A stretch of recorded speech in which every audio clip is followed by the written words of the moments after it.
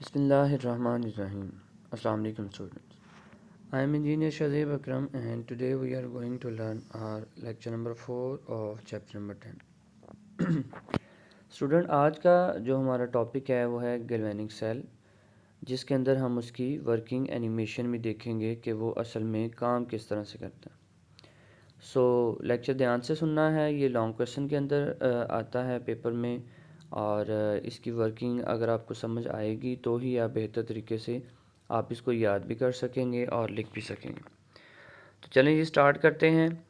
Galvanic cell की अगर introduction की बात करें तो इस चैप्टर के शुरू में भी हमने पढ़ लिया था कि गैल्वेनिक सेल एक ऐसी डिवाइस है, एक ऐसा इलेक्ट्रोकेमिकल सेल है जो कि केमिकल एनर्जी को इलेक्ट्रिकल एनर्जी में तब्दील करता है।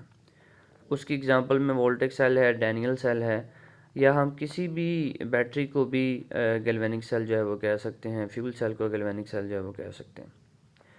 अगर हम कंस्ट्रक्शन की बात करें तो इसके अंदर दो हाफ सेल होते हैं। जो लेफ़्ट हाफ सेल है, अगर आप डायग्राम में देखें तो वो जिंक का बना होता है, जिंक इलेक्ट्रोड होता है और उसको हमने डिप किया होता है जिंक सल्फेट के सोल्यूशन में। और जो राइट हाफ सेल है उसको हमने कनेक्ट किया होता है कॉपर का इलेक्ट्रोड होता है और उसको हमने डिप किया होता है कॉपर सल्फेट के 1 मोलर सोल्यूशन के अंदर। इन दोनों इलेक्ट्रोड्स को हमने एक तार के ज़रिए जोड़ा होता है और दरमियान में हमारे पास एमीटर लगा होता है जो कि हमें इसकी करंट की वैल्यू बताएगा कि कितना करंट जो है वो प्रोड्यूस हो रहा है। और ये दोनों जो हाफ सेल्स हैं इनको हमने कनेक्ट किया था सॉल्ट ब्रिज के साथ। ठीक है जी, इसका फंक्शन भी आगे जाके हम पढ़ेंगे। ठीक है, तो ये इसकी कंस्ट्रक्शन होगी। उसके बाद आपने इसकी डायग्राम बनानी है। डायग्राम के बाद हम इसकी आते हैं जी वर्किंग पे। तो वर्किंग की ये एनिमेशन वीडियो है जिसको आप लोग जो है वो ध्यान से देखेंगे। तो अगर आप इस सेल को देखें तो उसी तरह से जैसे कि मैंने आपको बताया कि इसके अंदर दो हाफ सेल्स हैं, दोनों के अंदर हमने जो है वो लिक्विड फिल किया हुआ है। एक तरफ जिंक सल्फेट है और दूसरी तरफ कॉपर सल्फेट है। तो ये दोनों जो इलेक्ट्रोड्स हैं ये अपने अपने सॉल्यूशन के अंदर जो है वो डिप होते हैं। ठीक है जी, जो लेफ़्ट साइड है उसको हम एनोड कहते हैं जिसमें लिक्विड जिंक सल्फेट है, राइट साइड पे कॉपर सल्फेट है। ये जिंक का इलेक्ट्रोड है, ये कॉपर का इलेक्ट्रोड है, ये पॉजिटिव टर्मिनल के साथ, ये नेगेटिव टर्मिनल के साथ।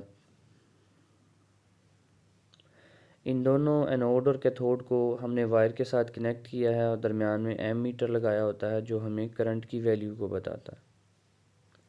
क्योंकि इस सेल के अंदर करंट प्रोड्यूस होना है तो ऑब्वियसली फिर हमने जानना भी है जो करंट प्रोड्यूस हो रहा है, ठीक है, उसके कितने एम्पेयर हैं या उसके कितने वोल्टेज हैं।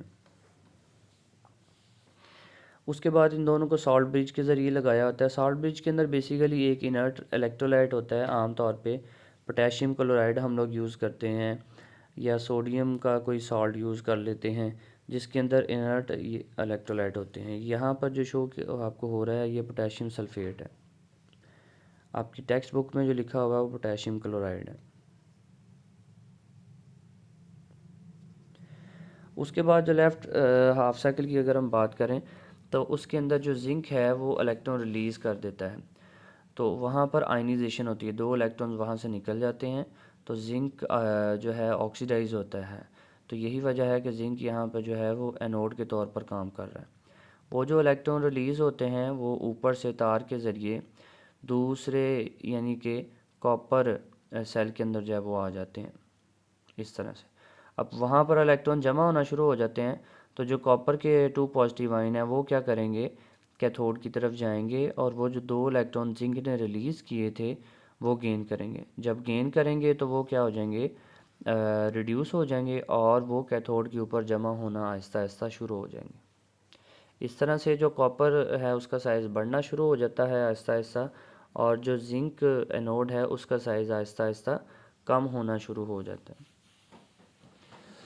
तो जो लेफ़्ट आयन है उसके अंदर जिंक आयंस की तादाद जो है वो बढ़ना शुरू हो जाती है और जो राइट साइड है उसके अंदर जो है सल्फेट आयंस की तादाद जो है वो बढ़ना शुरू हो जाती है। इस तरह से आयनाइजेशन का जो रिएक्शन जो है वो होता है। अब अगर हम सॉल्ट ब्रिज की बात करें कि सॉल्ट ब्रिज का यहाँ पर जो है वो क्या काम है, ठीक है। तो सॉल्ट ब्रिज का जो मेन काम होता है वो दोनों सेल को न्यूट्रल रखना होता है। जैसे कि लेफ़्ट साइड के अंदर हमने पढ़ा कि जिंक आयंस की तादाद बढ़ना शुरू हो जाती है और राइट साइड के अंदर सल्फेट आयंस की तादाद बढ़ना शुरू हो जाती है।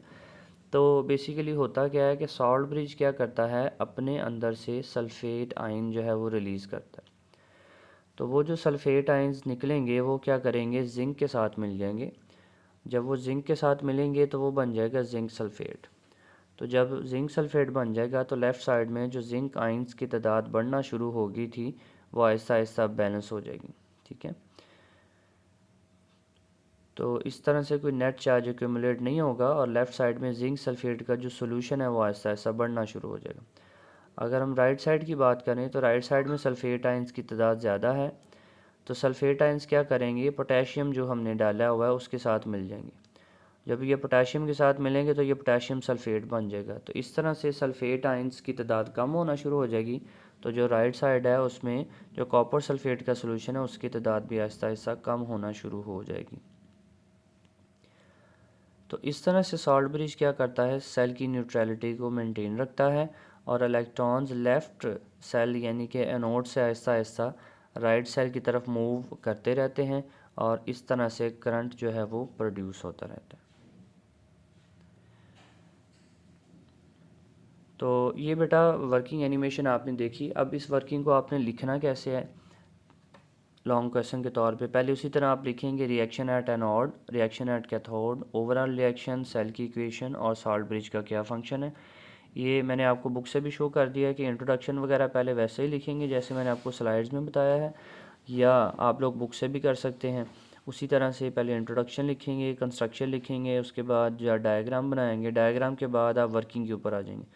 तो वर्किंग की जो पहली स्लॉट मैंने ये बुक के ऊपर निशान लगाई है ये आप मुकम्मल लिखेंगे। इसमें पहले आपको नज़र आ रहा है एट एनोड लिखा हुआ है यानी जिंक ऑक्सीडाइज हो रहा है, एट कैथोड लिखा हुआ है यानी कि कॉपर जो है वो रिड्यूस हो रहा है। फिर उसके बाद ओवरऑल इक्वेशन है जिसमें जिंक प्लस कॉपर आइंस मिलके जिंक आइंस प्लस कॉपर जो है वो बना रहे हैं। ठीक है। और इसके नतीजे में 1.1 वोल्ट जो है वो जनरेट होंगे। और उसके नीचे सेल इक्वेशन लिखी हुई है। सेल इक्वेशन बेसिकली आपने जो ऊपर एनोड और कैथोड की इक्वेशंस लिखी हैं ना उसी को आपने बारी बारी लिखनी है। यानी ऊपर देखें पहले जिंक चेंज हो रहा है जिंक आयन में, तो नीचे उसने ये लिखा हुआ है कि zinc solid zinc ion aqueous में चेंज हो जाएगा जो कि 1 मोलर है। दरमियान में 2 लाइनें लगी हुई हैं। ये जो 2 लाइनें आपको नज़र आ रही हैं ये बेसिकली क्या होता है, सॉल्ट ब्रिज को शो करता होता है। उसके बाद कॉपर का लिख दिया कि जो कॉपर आइंस हैं वो 1 मोलर सोल्यूशन से किस में चेंज होंगे, कॉपर सल्फेट में चेंज। उसके बाद नीचे जो फंक्शन ऑफ सॉल्ट ब्रिज है इसका आपने सेकंड पैराग्राफ लिखना है और इसका फंक्शन आपको डिटेल में समझा दिया गया है। तो ये लॉन्ग क्वेश्चन स्टूडेंट्स आपने अच्छी तरह तैयार करना है, इसके नोट्स बना लेने हैं। अगर कोई चीज़ आप लोगों को समझ नहीं आए तो आप जो है वो पूछ सकते हैं। दुआ में याद रखें। अल्लाह हाफिज़।